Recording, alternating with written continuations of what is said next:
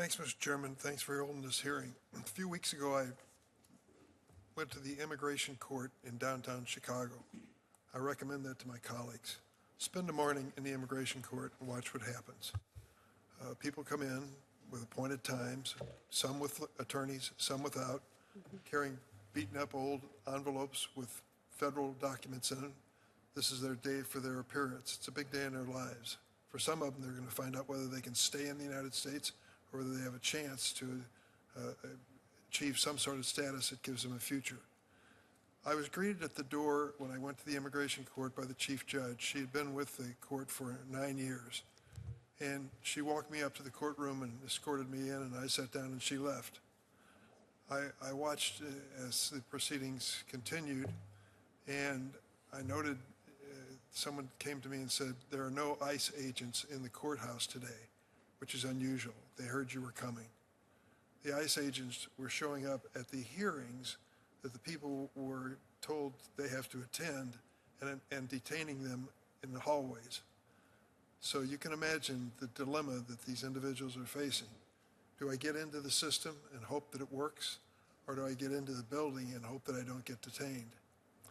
2 weeks after I visited that immigration court, they fired the judge who had been there for 9 years and escorted me into the building and sent a memo out to all of the other judges and personnel not to have any conversations with members of Congress. Is that how this is supposed to work? In my mind, it tells you what's going on in the real world out there, people who are trying to find out if they have a legal path in this system.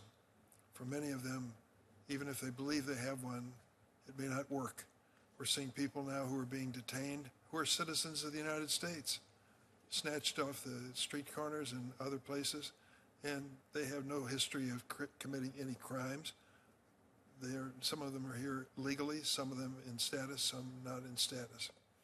The other thing that I came to do over years was to visit these ORR facilities for children. There's one called Heartland in Chicago. You may have heard of it, Ms. Giovannioli. I believe they're good people, and I believe they're honestly trying to treat these children well. I cannot understand how desperate a mother must be to turn her child over to a coyote or transporter to take that little child into the United States in the hopes that they'll link up with somebody in the family. I can't imagine that, particularly when you consider the hardships they go through. I can remember scenes where 2 little girls walked into a room. They wanted me to see them. They were holding hands, about 5 years old each. And I said, who are these little girls? And said, they've decided they're sisters. But one of them is from Guatemala and the other's from Mexico. They're just being kicked around the system. They're looking for anything that looks like family or security. So in those situations, we have this problem as well. If they are placed with someone who the agency believes is a responsible person, some people have criticized the fact that they can't get follow-up phone calls to these same people. Why can't we find these kids? Some of the situations are such that the families they're with don't want to link up with this government. There may be somebody in the household who's undocumented. They're frightened to be part of the legal system. That's a dilemma. If we're going to keep the kids safe, we have to know who these people are and that they're doing the right thing. But the system is militating against that at this very moment. People are scared to death of the Trump administration deporting them, and so they're not cooperating. Ms. Giovannioli, is anyone taking your place as ombudsman? No one's been hired for my position, no. There's an acting ombuds, but that person is actually also the acting commissioner of the Children's Bureau, I believe, so they're not doing my job, really.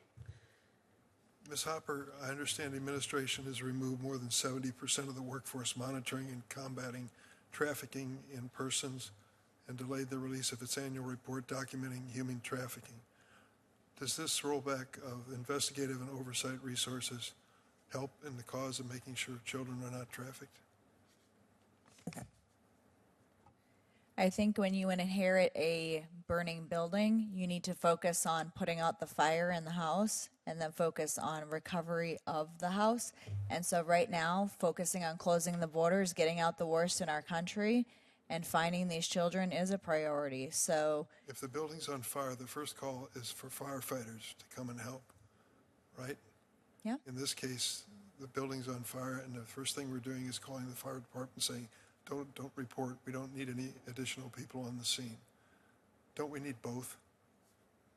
We need Border Patrol agents to protect our borders and to get out the worst of the worst. Yes.